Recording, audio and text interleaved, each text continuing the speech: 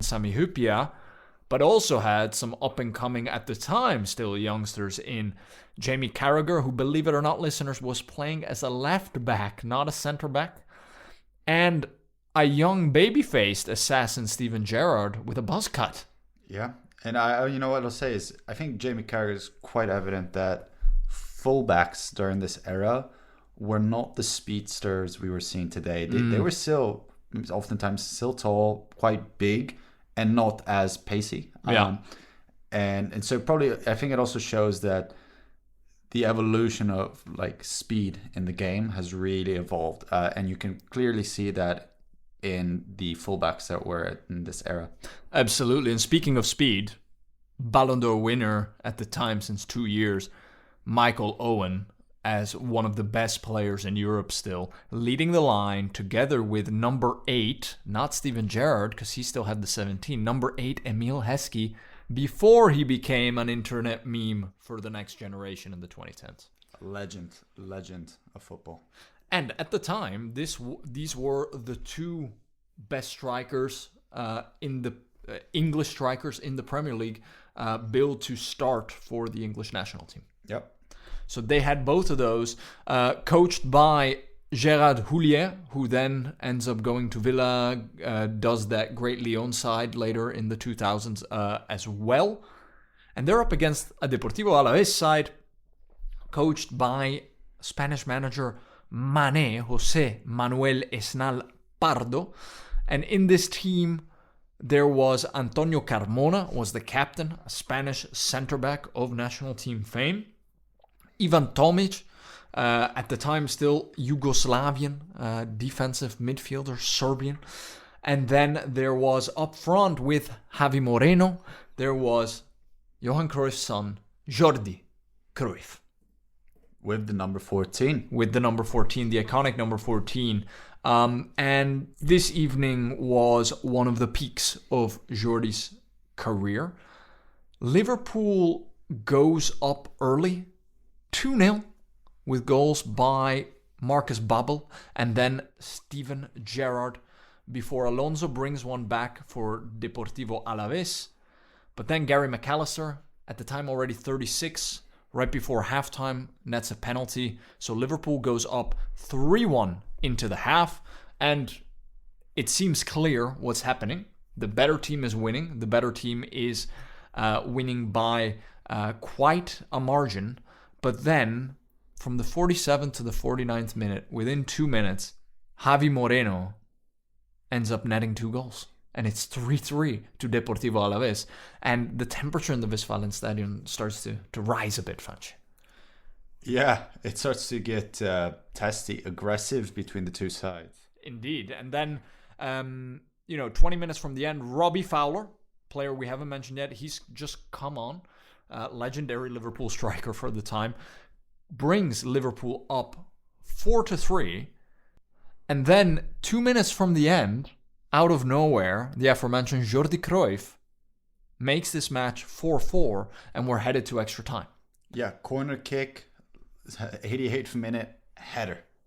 Clutch. Unbelievable. And I believe two of maybe one of the only father-son combo to have both scored in continental European finals, to my mind. Yeah, because the only other pair that I can think of that's won both are the Maldinis, Cesare and Paolo, but Cesare never scored in that 1963 Champions Cup. And we know what happened in the match where Maldini scored in a final, so let's not touch on that one again. But we come into extra time. Listeners, at the time, there was still a thing called the golden goal, which much criticized because it essentially resulted in very conservative play. Teams just playing for penalties, as we saw in the 2000 final. And here, what ends up happening, though, is at the 98th minute in the first extra time, and then at the 116th minute, double yellows. Magno, the Brazilian striker from Alavés, and the captain Antonio Carmona gets sent off for insane tackles. Yeah, these were like Oliver Kahn equivalent. Leg up high. Very merited cards. So Liverpool has 5 minutes now to push, 11 versus 9, to find the golden goal, which sudden death would absolutely terminate the match. And the way this match ends, and it's absolutely unfortunate, is that the defender of Deportivo Alaves, Geli, heads it into his own net, and we have the first own golden goal to decide a European final. 4 minutes away from a penalty shootout, which would have reopened everything. Which would have reopened anything. So it was this tale of the underdogs being so close and then just absolute heartbreak. Yep, one of those heartbreaking Cinderella stories. Well, there you go. So that's Liverpool avenging Arsenal not winning the year before in the final. And then, Franchi, we come to the 2002 UEFA Cup final, one of my favorites from the decade. Yeah, we go to Rotterdam, to the Kuip, which is Feyenoord's stadium. And interestingly enough, the home team is Feyenoord. And they're facing off against Borussia Dortmund. Great matchup, which Feyenoord had a young Robbie van Persie. They had a attack combo of Jon Dahl Tomasson from Denmark and Pierre van Hooijdonk from the Netherlands. The Dortmund side there's some names that we will recognize. In goal, Jens Lehmann. In midfield, Thomas Rosicky, who went to Arsenal. And then up front, another Czech man, Jan Koller. This was a quite back and forth match up where in the span of 30 minutes, less than 30 minutes, 5 goals were scored. So it started off with a penalty kick for Feyenoord, which Van Hooijdonk converted. 7 minutes later, he scored his brace, making 2-0 for Feyenoord. On a free kick, which was his specialty, one of the best free kick takers of the era. And then 7 minutes after that, penalty for Dortmund, and looks like it's going to put the match out of sight. And then at the 58th minute, big man Jan Koller scores, makes it 3-2 with the hopes that this match is back open. But Jan Koller's is the last goal of the match, and this match ends 3-2. Feyenoord wins on home ground, which is a rare sight to see, actually. And they are champions. And they are champions, and the last European trophy for Feyenoord as well. They came close 2 years ago in the Conference League final. I really, really, really liked both of these teams, but in particular the Feyenoord team.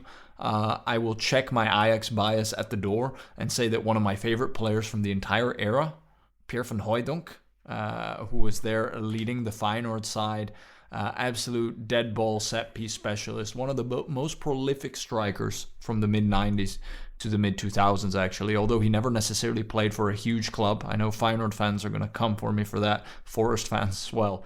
And then also another one of my favorite players, Milan called her hero, Jon Dahl Tomasson. Yep. Great player. And managed both sides, right? The Feyenoord squad was managed by Bart van Marwijk, who was the national team coach in 2010. Exactly. Team that made the run all the way to the final against Spain. And father-in-law of Mark van Bommel. Yeah, that's true. Yeah. That's true. And then Dortmund is managed by a club legend who won the last European Cup for Dortmund, the Champions League, Matthias Sammer. Matthias Sammer, legendary libero sweeper in the mold of Franz Beckenbauer, and does a decent job here of getting Dortmund to that final in the Feyenoord Stadium, Rotterdam, the Kuip, winning on home turf. I know for a fact when I was living in the Netherlands, I was supporting Ajax, but that the Feyenoord fans still talk about this, especially in light of the fact that in the interceding period, Ajax has also not won another European Cup. No, but they've won what, 4 Champions Leagues? Yeah. Historically, yes, but not since this date. So that's the 2002 final. As you mentioned, a young Robin van Persie playing actually as a left mid at the time, had not yet evolved into a striker. So quite cool to see a lot of these players. Jan Koller, the target man, a type of striker we don't really have many of today.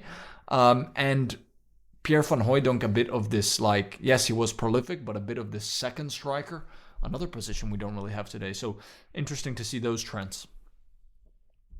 We come to 2003, listeners, and a cracker of a final and the coming out party of the special one. Many people say it's 2004 when he wins the Champions League, but this is when the world first started to hear of Franchi José Mourinho. The special one. The special one, because the final pitted Celtic from Glasgow against FC Porto. And Celtic being led, of course, by Henrik Larsson from Sweden, who had come back from massive injuries and was now really leading this side, having scored 11 goals in the lead up to the final just in this year's competition. Yeah,